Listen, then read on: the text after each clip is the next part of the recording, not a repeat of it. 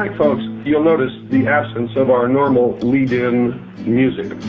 You'll also notice that we're not going into any type of a musical selection to introduce the subject matter of this program as we usually do, simply because I want to devote the maximum amount of time to our special guest tonight, Mr. Jordan Maxwell. Now, I never met Jordan Maxwell in my life until today. I don't really know him personally. I have been introduced to him circuitously through a bevy of my own personal friends, whom after listening to my lectures, after reading my book, realized that Mr. Jordan Maxwell and I have quite a bit in common. And they prompted me, pushed me, you might say, to meet with this gentleman. And I guess that you had the same treatment on your end, didn't you, Jordan? I certainly did, yes. Jordan has a fascinating background. He has paralleled my research in many avenues, in many areas, and has come up with the same conclusions, the same results, the same answers to the questions that I have asked all my life. And tonight we're going to be talking about the answers that he has come up with. But first I'm going to ask him to introduce himself to our listening audience. Jordan? Well, thank you very much for asking me to be here. My name is Jordan Maxwell, as we said. As of 1959, I became very interested in the subject of secret societies and subversive movements. I came about it because of my family. When I was very small, my mother's uncle worked in the Vatican Secretary of State's office as a civilian. And on occasions when he would come back to home to visit, back to this country, he would sit and talk for hours about the intrigue going on throughout the world, behind the scenes of religion and politics and all the nefarious plans that are being fomented by governments and religion, and I became fascinated with this subject.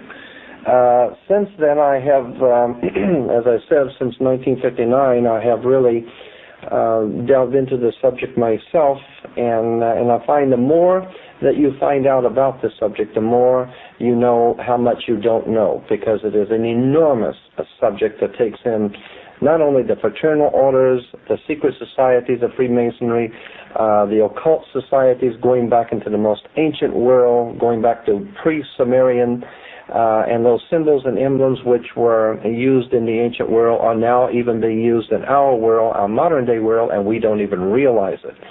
As a matter of fact, things like the oil companies, the automotive companies, the cigarette companies, use symbols and emblems, and of course in government, national institutions, educational institutions. Our world is filled with symbols. And symbols are like the letters of the alphabet. If you put enough of them together, they spell a word. And you put a lot of them together, and they tell you a story. The story I am talking about is the secret societies and occult orders that go all the way back into the ancient world, and I believe, and it's my opinion, that they are still in operation today behind our major religions and major governmental agencies. The symbols and emblems you can see with your own eyes and do some research, and you'll find that they go back into the ancient world. Now, we like to talk about that there's a separation of church and state in America. The fact of the matter is no such separation exists. There is a very direct connection between the religious establishment in this country and the political establishment. And as you probably well know, has always been the case. All the way back to the pre-Sumerians, the king was always the mediator between God and man, as well as being head of the temple state. The pharaohs, of course, of Egypt perfected this so that they were both gods and mortals who were ruling the state. The Caesars picked up on this, of course, and it's come down through the ages. And even in our country of America today, we have a direct connection between church and state. And let me draw your attention to this, make you an example here. Churches, when you go into most churches, you will find that there are like 3 tiers high, and then the altar sits on the top tier. The same is true in a courtroom. You go into a courtroom and you'll see that the bench sits on 3 tiers high, and the 3 tiers high has been traced in the reference works of Freemasonry to the first 3 degrees of Freemasonry. That's correct. Yes, and so then you have the priest who comes out, the clergy who comes out with the long robe, and incidentally the reason why clergy always wear long robes is because it's a female garment, and it represents the feminine connection with God, and that's why clergy wear a long robe. It also has to do with when the clergy wears the long robe. The judge, when the judge comes out, he wears the same long black robe. It's the same black robe that you wear when you graduate from university or high school. The black robe is a very important symbol. It has to do with a very ancient cult called the Saturnalian cult, going back into the ancient Semitic world, the worship of Saturn. Black was a color attributed to Saturn, and even today in Islam, in Mecca, in Saudi Arabia, you have this square of Mecca within the magic circle, or within the Masonic circle, and Mecca is black, and it's draped in a black robe. And so this is a world fraternity of secret societies that use the same symbols. But let me get back to the government, the courtroom, and the church. When you're sitting at a church, you of course are looking up onto the altar, and the priest is looking down on you. There is always a fence in the church, and then there's a gate, and only the priest can go through the gate to enter the altar. The same thing is true in a court. There is the fence, and there's the gate, and only the attorneys can go through, and they're called the logos, and they go through and talk to the judge for you. And of course the judge is sitting 3 tiers high, so he can look down on you, and you look up to him. The same symbols which are used in religion are used in political circles. And I am saying, it's my opinion, that what we have in America is a religio-political economic scheme based on a very ancient secret societies and fraternal orders. And until such time as we understand that concept, that things just don't happen. I mean, what was it? Franklin Roosevelt even said, anything that happens in politics, it was planned that way. And until such time as you understand that things are planned in politics, and that there is a rhyme and a reason to things, we're never going to get to the bottom of this. A classic example of what I'm talking about is we here in this country, we hear politicians, the president and the local leaders saying that they can't seem to get a handle on the crime problem, the drug problem, all of the different problems that are facing us as a people, and they just can't seem to get a handle on these things. However, if you put a wrong comma on your income tax, they can get a hold on you. And if you go into the Amazon jungles, they'll follow you, and they will find you. And it may take a while, but they'll spend millions, and they will find you. And they will bring you back here, and they will deal with you in public to show the rest of the people that you can mess around with other people, but you don't mess with the money and the government, okay? So the point I'm making is that if they cannot seem to get a hold on crime, but they can get a hold on you, the question should be asked, how is it that a country 50 years ago, which was a lot less sophisticated, got a hold on Adolf Hitler, and he had a standing army all over the world. They can get a hold on the Soviet national economy and destroy peoples and nations all around the world. They can get a hold on anybody they want, except for the drug trade, except for the crime. And I'm saying that the crime and the drug trade in this country are purposely allowed to exist, and in certain cases even promoted. Because according to the ancient cults of the ancient world, there was a term that has come down to us, and many Freemasons in the audience will readily remember this. According to the ancient cults, there was something called ordo ab chaos in Latin, which meant order out of chaos. Right. So the idea was that if you can create enough chaos, that the people will be sufficiently frightened and will give to you the power and the political power to bring back law and order. Now, there was a television comedy program many years ago called Get Smart. And when people tell you to get smart, it's implying that you're missing something here. All right, Get Smart. You'll remember that on one side in the TV show Get Smart, on one side was chaos, and the other side was control. And I'm saying that's exactly how you get control, by causing chaos. The idea is that if you're going to pull a scam on somebody, you're going to pick somebody's pocket or something, you always have a diversion. You do something to draw the person's attention while you're picking his pocket. If you're going to break out of a prison, you always have the gang fight down at the far end while the guys are crawling out the hole on the other end. The idea is you set up a diversion, you cause chaos, and out of that you can get control, because people will sufficiently frighten people, will give you the power to put down these these problems. Now Adolf Hitler did this, and he worked it perfectly, and it works. A lot of people are wondering, why is it that the German people would have ever allowed Hitler to do what he did? Hitler was elected to office because of the chaos that he was doing. He was causing the chaos. The people came sufficiently frightened, and so they had give him the political power to put down the trouble, because they knew he was the only guy that could put down the problems, because he was the one that was causing it.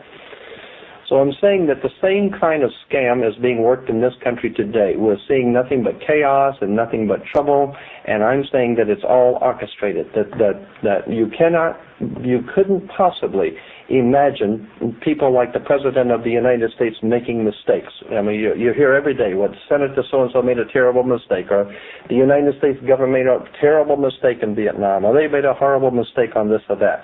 This country don't make mistakes. If they do something, they have a reason for doing it. They don't pay these people, these doctors and professional psychologists and his whole army of brains at the Vatican. I mean, that's a Freudian slip probably at the Vatican too. But at the Pentagon. Pentagon. Yeah, they don't pay these people big money to make mistakes. The president, when he does something, or this government does something, they know what they're doing. Now, it may not make any sense to you, but according to other plans, if you understand what's going on behind the scenes, it makes a lot of sense. And let me interject something in here for you, Jordan, so that you'll understand. My listening audience has had 22 hours already. Their education is far beyond anybody that you normally talk to. Right. They understand what we're talking about. They understand the involvement of the Vatican. They understand the symbology of the mystery schools. Right. Now, we may have some listening audience out there who just tuned into this show, or maybe just found it a couple of shows ago, but most of my listening audience worldwide have been listening to this show since the 4th of May, 1992, and have an extensive education into all of this. So if you want to cut to the meat of the matter, these people will understand. You don't have to build up to it. Right. Well, I mean, I talk to audiences so often, and I'm aware that when I'm talking to an audience, that people generally have not been initiated into this kind of thinking, and so that's why I try and lay a foundation for. There are a lot of occult symbols and emblems in government and religion, and I wanted to get into one in particular. The Nazis, the communists, the fascists, and all of the ancient world powers that have ever existed have used one common symbol continually, and that's the sun. Now, if you understand that the earliest history, the prehistory of the human race, goes back into the most ancient times, and God knows how far back that would be, 10, 20,000, maybe 50,000 years, I don't know. But if you go back to the earliest times of the human race, you can appreciate that the world was a very different place than what we live in today, okay? And so if you understand that it was a very cold and very fearful world at night, okay? And if you understand also that in that cold and fearful world, when the sun went down, there was a lot of fear for your life. There were a lot of predatory animals. And so the coming of the sun the next morning was always something to look forward to, that brought warmth, that brought light, and brought security. And around that concept grew a whole religio-political philosophy of the coming of the sun, God's sun, the light of the world.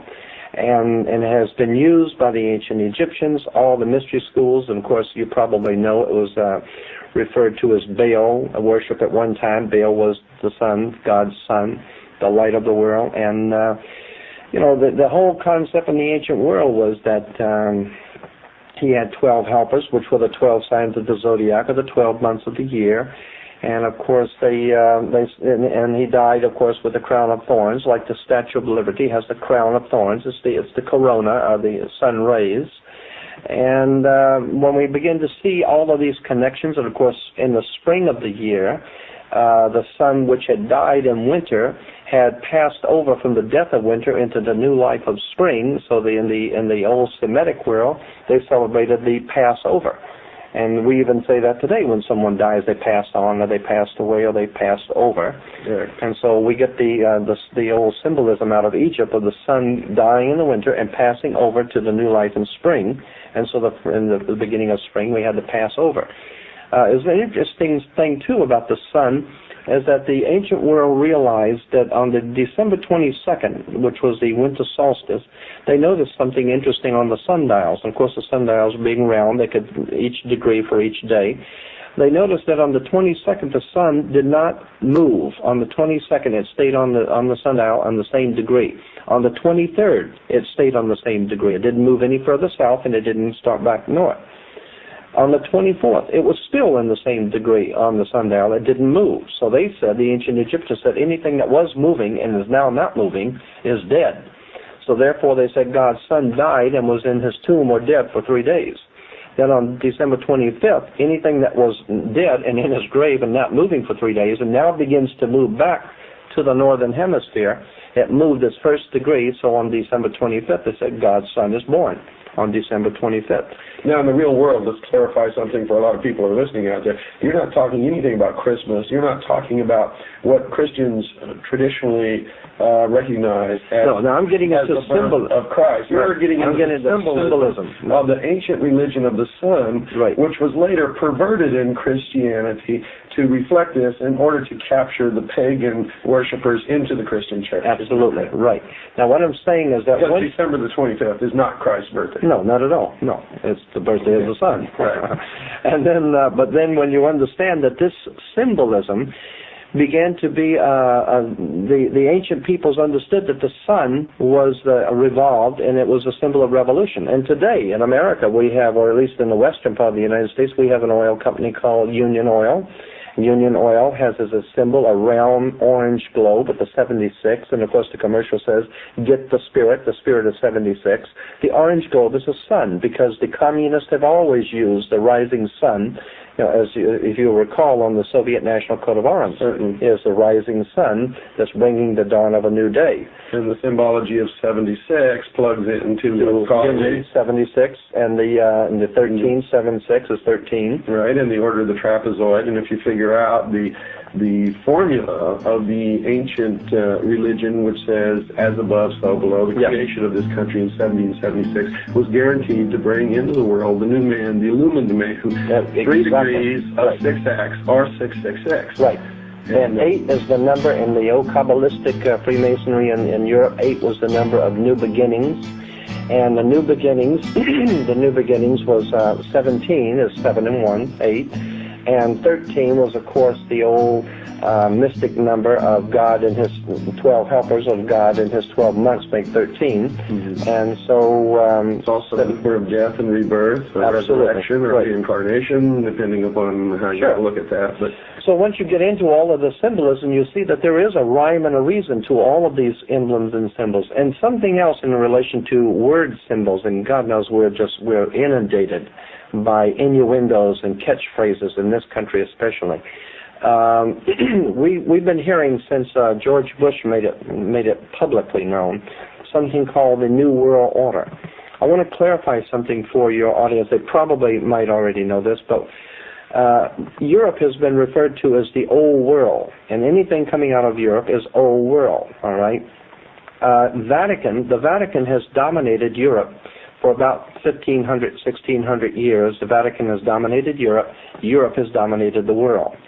There was a religio-political, economic scheme of things. That was the order of the day. The old banking houses of the Roman Empire, the old, what was some of the families? Arius, Copernicus, Pisos. The Pisos family were a very powerful banking family who were the main brains behind. They were the Rockefellers of the Roman Empire. The Medicis. The Medicis, absolutely. And so when you understand that there was a banking, fraternal, religio-political order that operated throughout the world, and the Vatican sat on top of that, and that was an old world order. Now, with the coming of America, of course, America is referred to as the New World, and so what we have now is a New World Order. And that New World Order implies that there is a fraternal order operating throughout the world, operating out of America, that seeks to, it seeks to take the place of the old world order and bring a new order of the world. But you must understand that you cannot have a new order or a new building on the same site as an old building. So you've got to get rid of the old order first and bring in the new order. When you get into that, and I'm sorry I'm Got a frog in my throat. That's okay. When you get into that, you get into the symbolism Steven Spielberg and George Lucas bring out about Indiana Jones and the Last Crusade, and of course you can't understand the Last Crusade if you don't understand the First Crusade, right? Or the next crusade. Or the next crusade, which is the real crusade, right? And then from there you get the trilogy of Star Wars, and then the Empire Strikes Back. And, of course, New York is referred to as the Empire State. That's correct. All right, and so you get the Empire Strikes Back, and then, of course, you might know this, that in Freemasonry, there is a little ideologue or a little genie-like mystical character, supposedly in Freemasonry, that they said was their mediator between the gods and the Freemasons of the Knights Templars. And that little saint, or that little, what would I say, mediator, in the old Knights Templar tradition was a little short, monster with pointed ears, and his name was Yoda. And you go into the old Masonic literature and pictures, and you'll see pictures of Yoda, because he was a Jedi Knight. And if you understand the Jedi Knights, where it was connected to the old order of the knighthood of the Knights Templars. So what we're talking about here is the Star Wars. We're talking about a spiritual war in the heavens, so to speak. Well, this was a cosmology, a celestial religion, so to speak. Absolutely. They talk about moving on to the celestial sphere, right? When they discuss passing it. That right, and then of course the sun was. Well, the ancient Egyptians said that the sun walked across the sky, so therefore we have Luke Skywalker, and then you have 1,000 points of light. That's 1,000 points of light, and a 1,000-year reign of the Nazi Empire, or whatever. And what we're talking about here is secret societies and their use of symbols and emblems in religion, in politics, and philosophy. And incidentally, when you graduate from university, I meant to bring this out. When you graduate from university, you wear a long black robe. The black robe is, of course, the same black robe that the priest wears. It's the same black robe that the judge wears. All right, because the black robe symbolized it goes back to the old Saturnalian cult, which was pre-Egyptian, the worship of Saturn. And according to that ancient Semitic cult, when you got married, you wear the ring. The ring was the ring of Saturn. The women would show their submission to that god by wearing the earring. That's where we get the idea of the king being crowned. He wears the round crown or the round circle of the god of Saturn. Saturn, as I said, was assigned the color black, and therefore the black robe is the worship of Saturn, the Saturnalian god. What was I going to say about? Oh yes, and when you graduate with the square mortarboard. The square mortarboard is always the symbol of the brick masons use the mortarboard. And then, of course, when you graduate, you are referred to as an alumni, which comes from the word illumini. You have been illuminated, which basically means you now know what to kiss and when, and how to think and what to think and how to act. And you have been properly educated. You belong to the priesthood. That's right. You belong to the priesthood. And if you go along to get along, and don't cause any problems, then you go along to get along. You might get a little, right? That's right. Exactly. Nobody else gets anything. And my point is, and I have said this to so many audiences, that there is this country, the United States, has no real enemies in the world.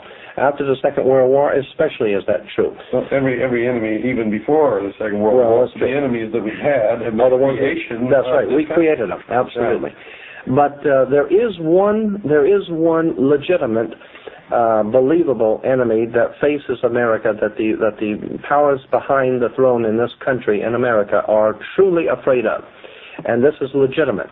They are totally frightened to death of us, the people, because they realize if the people ever wake up, something that Joe Kennedy was quoted as saying, something to the effect of beware the American conscience, because if they ever wake up and find out what we're doing, it's going to be hell to play.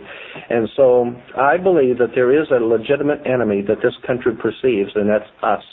People who think too much, people who read too much, and people who talk too much. But that's always the case, though, Jordan, because we know that what's coming is going to be a socialist state. Oh, totally. Every time socialism has won anywhere, the first thing that they've done is that they have literally perverted the intelligentsia, Mm-hmm. which has brought them to power. And then the first thing that they did is get rid of kill them. the Get rid of them. intelligentsia. They killed them. Absolutely. And the intelligentsia aren't very intelligent because they haven't learned this yet, because they're still doing it. But The more we change, the more we stay the same. that's right. We'll come back to that Yeah. in just a few minutes. Folks, I hope you're paying attention to the show, because Jordan has an awful lot to say, and you can hear that he's right in tune with what we've covered before. Don't go away. It's time to take our break. We'll be right back after this very short pause. Jordan, can we talk about some of the symbols, the symbology that people are going to run into in their everyday life as they go about their business and maybe haven't even understood what these things mean? Yes, as a matter of fact, as we were saying before, that the world around us is filled with emblems and symbols, and if you know how to read the symbols, you can tell where people are coming from. You can tell what organizations are coming from. For instance, in Washington, D.C., which is a very interesting place, you have the Washington Monument, which is, of course, the Egyptian obelisk. Now, the Egyptian obelisk is pointing, is of course, the male phallic symbol, okay? And the male phallic in the Washington Monument is connected to something in the White House called the Oval Office. And when you understand the male phallic with the female oval office, you're talking about the coming of life, and that's the life of the nation. You have the Pentagon. The United States Pentagon comes from the five-pointed pentagram. If you take the arms off of a five-pointed star, which has been used in devil worship and satanic worship for thousands of years, if you understand, you take the arms off of a five-pointed star, the interior of the star is called a pentagon. And so we have the United States Pentagon, and of course the Pentagon is used by the Chrysler Corporation as their symbol, the Pentagon. Why? Because Chrysler was the company that was chosen to make the military hardware for the United States, and they had the contract, so that's why they still use the Pentagon as their symbol. And on the back of the dollar bill, of course, we don't want to forget that, because the dollar bill is crammed filled with symbols. And Roosevelt, Franklin Delano Roosevelt, said that the reason why it was all these symbols were put on a $1 bill is because he figured that all over the world, people, no matter how poor you were, you would have in your hand the almighty dollar. And if you have in your hand the $1 bill, then you have in your hand all of the symbolism of the secret societies and the occult orders. Of course, on the left-hand side of the back of the dollar bill, you have the pyramid. Now, you got to ask yourself, why would you have an Egyptian pyramid on an American dollar bill? And then you will see the letters Annuit Coeptus over the top of the pyramid. Annuit Coeptus in Latin means our enterprise is now a success. God has favored our enterprise. The enterprise, of course, is on the banner beneath the pyramid, which is Novus Ordo Seclorum, which is the new order of the world, new order of seclorum, and that's where we get the word secular, anything that's worldly. So now we're talking about a new world order on the bottom of the pyramid. You will find that the pyramid has 13 layers, and there are 13 letters in Annuit Coeptus. And then if you go to the right side, you'll see the seal of America with the eagle. And above the eagle, you'll have 13 stars, which stand for the 13 colonies originally. But the 13 colonies and the 13 stars go back to Jesus and the 12, because they're moving in on and using the ancient societies are moving in on the teachings of Christianity, imposing themselves under the 13 being Jesus and the chosen 12. Then you've got the 13. Let's see, on the right hand side, you've got on one side of the eagle you have the 13 leaves and the 13 berries and the 13 leaves, and then on the other side you have the 13 arrows. Everything is done in sequence of 13. Of course, on something else I wanted to bring up while I'm thinking about it is that so much of what we have seen in movies and television are symbols. Are you aware that I have been talking to some doctors in Los Angeles who have been doing some research on this, and I find it to be absolutely fascinating that Many of the gangs, the Latino and the black gangs in the major cities across America, their graffiti that they are spraying on buildings, their graffiti are actually Masonic emblems and Masonic seals and symbols. And I have seen a whole collection that these doctors, and these are medical doctors, but they are interested in this subject. And they have been collecting hundreds of pictures of graffiti and showing the research into the ancient secret societies. And there's no way that these black and Latino gangs could know these symbols. There's definitely a connection between the gangs and some sort of a higher orchestrated mind behind the warfare going on between gangs. I don't think those gangs are by chance. I think they have been nurtured and orchestrated and promoted and even financed. I mean, if you think about it, how those gangs have money to travel around, they can buy guns, they can roam around, they don't have to work. Where are they getting their money from? Well, not only that, but their main occupation is the narcotics business and fomenting chaos, confusion, and fear. Right. And they haven't got the background of understanding, learning, to put together the kind of logistics network that it would take to supply this kind of an enterprise. Absolutely. So someone with an awful lot of money, an awful lot of organization, and absolute ability to provide 100% protection is supplying these city gangs. It's not the mafia. You can bet on it. You can bet. This is a very sophisticated, a totally protected organization. Absolutely. As a matter of fact, the San Francisco Chronicle had 2 full pages in one of their newspapers I still have, where they were talking about how this federal government was bringing in narcotics from Asia during the Vietnam War in the bodies of American servicemen that were being killed in Vietnam, and they were bringing in bags of pure heroin and pure narcotics from Asia in the bodies of American servicemen. And what were they doing with it? They were giving it directly to the mafia, because the mafia is doing a little tricks for the government. It takes care of business for the government, so they have to be paid. Well, let's clarify one thing here. It's not the government. It is these secret societies who are operating behind our government. That's correct, exactly. And behind the veil of national security. Yep. And I might remind you that back in history, when Albert Pike and Giuseppe Mazzini were corresponding and were setting up the core foundation of the Illuminati within Freemasonry, both in their respective countries, and at that time, of course, Albert Pike was the Grand Commander of Freemasonry throughout the world, and Giuseppe Mazzini was his counterpart in Europe on a lower level. It was Giuseppe Mazzini who created and fostered and gave the charter to what is now known as the Mafia. That's right. La Cosa Nostra was Mazzini. That's correct. Masonic order. That is no doubt about it.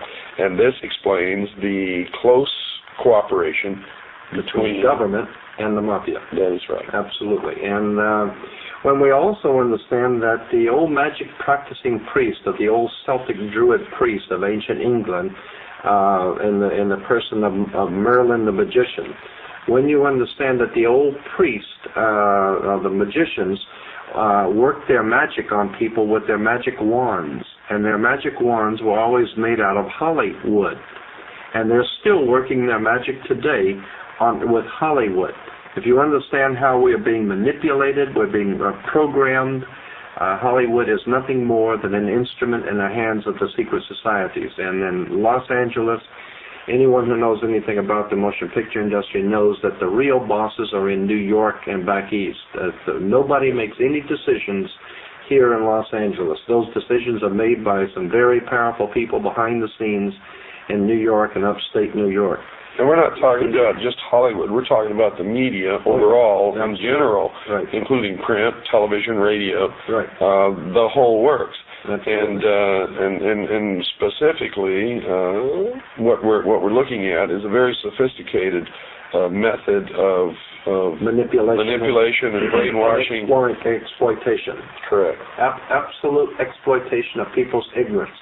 Somewhere along the line, and as I said to you before a few minutes ago, the greatest enemy this country will ever face, the people who are behind the scenes of government in this country, their greatest enemy is you. You who think too much. As a matter of fact, there was a movie, there was a motion picture called, what was it, a few years back, called Network. And in the movie Network, at the end of the movie, the star was a newsman, and he said something to the effect that you don't have to worry about America being destroyed. America's not going anywhere because we feed everybody. So if we go, the whole world goes because we're feeding everybody. But there is something that is lost forever. There is something that has gone and is legitimately lost, and that is your freedom as an individual human being to be free, to do your own thinking, to be your own person. That is lost. You have been taken over and you don't even know it.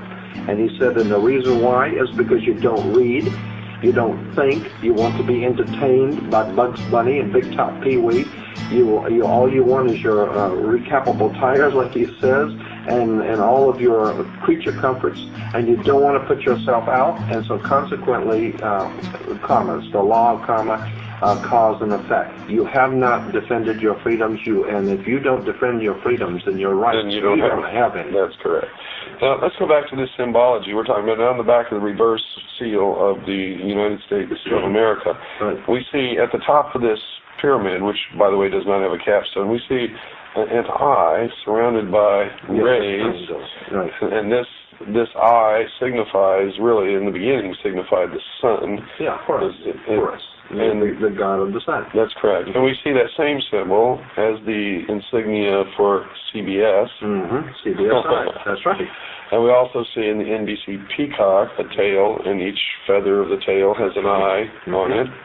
And we also see the symbol of one of the information computer networks, America Online, is the pyramid with the, again, all-seeing eye. We see the symbol of Prodigy, which is another computer information service, which has as its symbol the pentagram. And by the way, folks, there's been a lawsuit brought against Prodigy because it has been discovered that as you sign on to the Prodigy computer bulletin board database system, built into the program that they send you so that you can sign on to this system and use it, is a method whereby they actually read the information on your personal hard drive, on your personal computer. And I don't know where that goes or what they do with it, but there has been a lawsuit that's been brought against Prodigy for they've been caught in the act, is what I'm trying to tell you. And it's in court right now.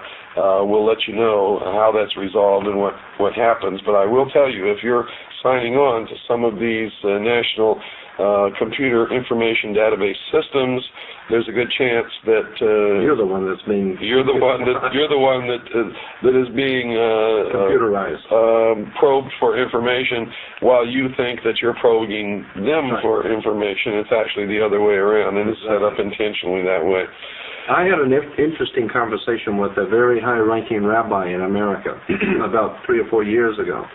And he had written a book, and I was very interested in it, about symbolism, or occult symbolism in America. And some of the interesting things he brought out was the movie Frankenstein. If you break the word down, Frankenstein, and it goes back to Jacob Frank. And Jacob Frank in Europe was one of the leading members of the Illuminati in Europe. And the idea was that in the old movie, Boris Karloff comes out and tells you, in the old original 1933 movie of Frankenstein, he comes out and says that this is a story about a old mad scientist at Bavarian University of Ingolstadt. And he has put together all of these nefarious pieces and created a monster. And that's what Frankenstein meant. And the rabbi was bringing out that all this story of Frankenstein is that the Bavarian professor Adam Weishaupt had put together a Frankenstein monster to frighten the world. And what he did is he used different people and put them together, the different pieces, into a monster. And so Hollywood has known these stories. Hollywood is totally aware of all of these symbolism that's behind these stories. And so I'm saying there's no way we are going to remain a free people without facing the facts that it's an educated electorate. We love to go around talking about how we have the right to elect. Boy, in America, we have the right to elect, but we don't have the right to select. That's what the problem is. So without education, without knowledge and understanding, which comes from many hours of study and listening and understanding and researching on your own, we're not going to remain a free people. And that's really the key, is not to believe anything that you hear from anyone, including me, including you, absolutely, including their own mother. People have got to learn to start digging up and researching and studying. All on their own. Absolutely. And then you will make it your own. Then you will finally see how we have been had as a people. And believe me, we are in serious trouble because the secret societies, even the Masonic orders today, when I have asked these Freemasons, who is it that is actually running your organization, they will tell you that they have a name for them they call the hidden masters. The hidden supervisors. The hidden supervisors, the hidden masters. And it's always 9. Right. And that goes back to the legend of the beginning of the Order of the Rose and Cross, and Hiram Abiff, and the whole works, all the way back into history, that there is a round table of 9 somewhere who is guiding all the machinations of the secret societies leading to a one-world government. Now, I don't know if these 9 people really exist. It doesn't matter. That's exactly right. It doesn't matter. But what we do know is that it is organized, it is orchestrated, and there is a method to the madness. And it may not make any sense to you because you don't know what's going on. But if you were on the inner sanctums of these criminals as they're planning their criminology throughout the world and their bloodshed, if you were a fly on the wall meeting with these criminals, then you would see that the things which are happening in the world make sense. That's correct. And also, one of the methods that they manipulate us is to turn us against each other. Absolutely. Racism is a form of this. Yes. Getting different religions to fight against each other is a form of this. But that's a protection to them. As long as you're out fighting somebody else, you're not joining forces to uncover them. It's part of the distraction, the illusion, so that we're not looking in the right corner to see the cockroaches doing the real damage. Absolutely. When they crawl out from under the sink at midnight. And that's a very good analogy, because that's just what they are, the cockroaches. And as a matter of fact, they have symbolism in words, as I said, and I want to throw this one at you. In California, we have something called the criminal justice system. Think about it. It's a criminal justice system. And they know what they're doing. I mean, they have this thing back in Georgia called the what is it for disease control, the Center for Disease Control. It's not the Center for Disease Eradication. It's for the Center of Disease Control. The way that we have grown up in this country, accepting symbols, emblems, words, institutions, government symbols, we need to educate ourselves that there is a whole world of knowledge there that we have not been privy to know. Well, their concept of us, meaning the normal, everyday, and I consider myself to be in that category. Right. I'm just like everybody else out there. Probably if I had never been a member of the Office of Naval Intelligence, I would never have caught on to any of this and would not be doing what I'm doing right now. So I'm no different than the average listener out there. It's just that one day I woke up, looked myself in the mirror, and said, Bill, you've been stupid for all of your life. I'm not going to be stupid anymore. Now I've got to do something smart. I've got to wise up. And that's really the only thing that separates me from most other people. So, but their concept of us is that we're like animals, like cattle, that we don't have any intelligence. Precisely. That's why they say that our offspring are kids. And we have kids. And they rub it in our face. Absolutely. They rub our nose in it. And we go around saying that we have kids.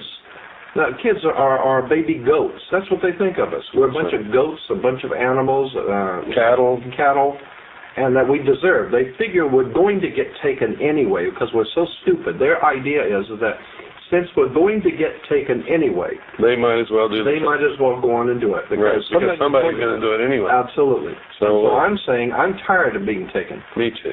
And I want to wake the people up around the world to the fact that there is a method to the madness. It is orchestrated, organized, directed, and financed by criminals, and until such time as you understand that, you're never going to see this world getting any better, and somebody has to take up the reins. Somebody has to do this. And we're putting our lives on the line by doing this, but at this point, I don't care anymore. All I want is to see this master conspiracy uncovered. I'd like to see all of this stuff uncovered for the first time, And that's exactly what the people behind our government do not want. They don't want the people to wake up. That's why they give you plenty of liquor stores, make sure you got plenty of booze and plenty of alcohol and plenty of entertainment. And plenty of dope and plenty of football games. Right. And this is all the concept of the old Roman circus. That's it. When the emperor didn't want you to see what he was doing, he would give you bread and circuses. Entertainment. That's right. Wine and on your way out.